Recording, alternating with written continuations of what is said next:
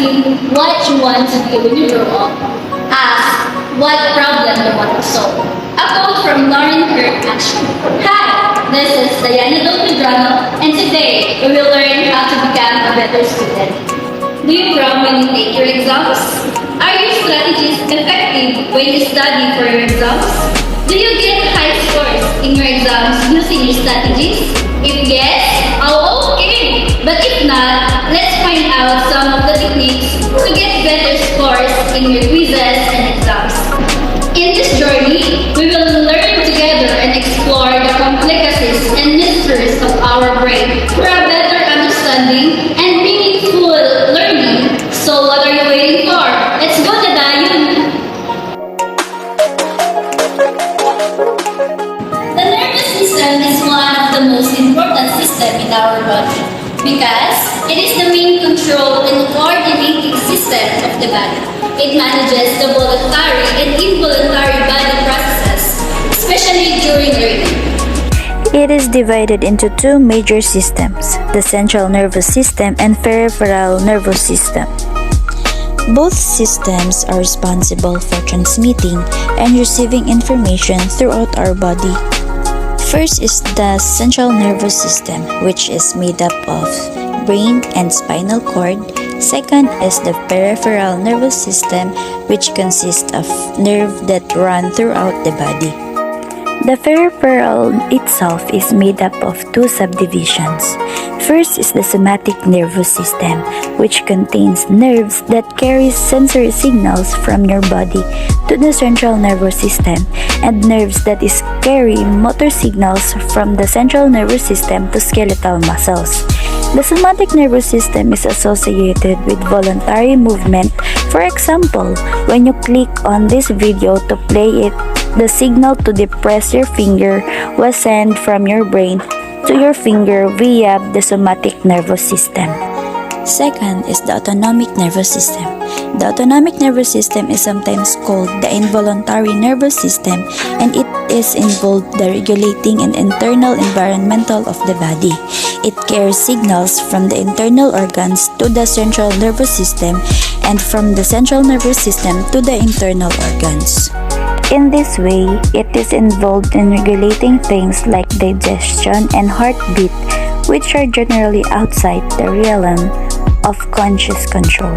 The autonomic nervous system can be further subdivided into sympathetic and parasympathetic. The sympathetic nervous system plays a large role in stimulating and mobilizing energy sources, while the parasympathetic nervous system acts to conserve energy. For example, if you are in a frightening situation, the sympathetic nervous system will cause your heart rate to increase, your blood pressure to increase, and your sweat glands to be stimulated.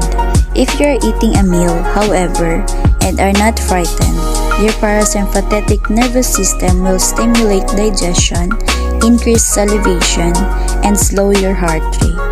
Due to these functions, the sympathetic nervous system is often described as being involved in fight and flight responses, while the parasympathetic nervous system is described as being involved in rest and digest responses. Do you know that the brain is the most important organ of the human body?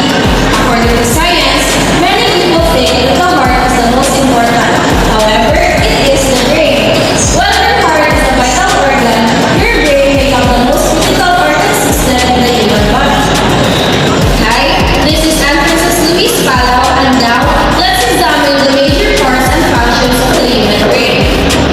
So we have the frontal lobe, the parietal lobe, the occipital lobe, and the temporal lobe, the pons, the cerebral lobe, the medulla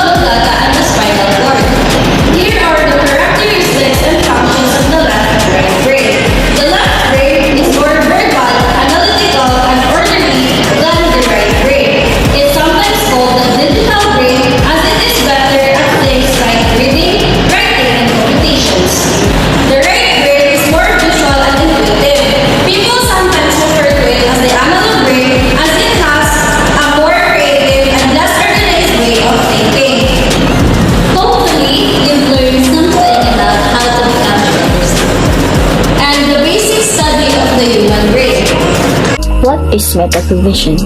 Metacognition is the process of thinking about one's own thinking. It involves awareness of one's own cognitive processes, including knowledge of one's own strengths and weaknesses, and the ability to regulate one's own learning. Metacognition allows learners to plan, monitor, and evaluate their learning progress. Metacognition is crucial in promoting effective learning. It enables learners to be more intentional and strategic in their approach to learning, which leads to a better retention and application of knowledge. By developing metacognitive skills, learners can take control of their learning and become more self-directed, engaged, and motivated. There are several teaching strategies that can be employed to develop metacognitive skills, including direct instruction, collaborative learning, and self-regulated learning. The direct instruction involves explicitly teaching students about metacognition and how to use it to improve their learning. It may involve modeling metacognitive processes, providing feedback, and encouraging reflection. The collaborative learning activities can help students develop metacognitive skills by providing opportunities to reflect on their own learning processes and to share strategies with their peers. While the self-regulated learning approach involves helping students become more self-directed learners by teaching them how to set goals, monitor their progress, and adjust their learning strategies. Metacognition awareness inventory. So there are two processes of metacognition. One is knowledge of cognition, and this involves being aware of the factors that involve learning, identifying the strategies you can use to effectively learn, and choosing the appropriate learning strategy. 2. Regulation of cognition, and this involves setting goals and planning, monitoring and controlling learning, and evaluating own regulation. The MAI consists of 52 questions that cover the two components of cognition: knowledge of cognition factor and regulation of cognition factor. Good day everyone, my name is Angel Diartis, and to sum up all the topics discussed, which are the managing and caring for the self, learning to be a better student, metacognition study strategies, and metacognitive awareness inventory. These are all essential topics that can help individuals to improve their overall well-being and become more successful learners by practicing self-care, setting clear goals, using effective study strategies, and being aware of one's own thinking processes. Individuals can achieve their full potential and lead them to fulfilling lives. So, for a short recap for all the topic that was explained earlier ago, which is first the managing and caring for the self, which this topic emphasizes the importance of self-care and leading a healthy and happy life. It includes taking care of physical, emotional, and mental well-being. And next is the learning to be a better student that focuses on the techniques, strategies that can help students to become more effective learners. So next we have the metacognition and study strategies. These strategies highlights the importance of being aware of one's own thinking process and learning strategies to understand how one's learn, and they can develop more effective strategies.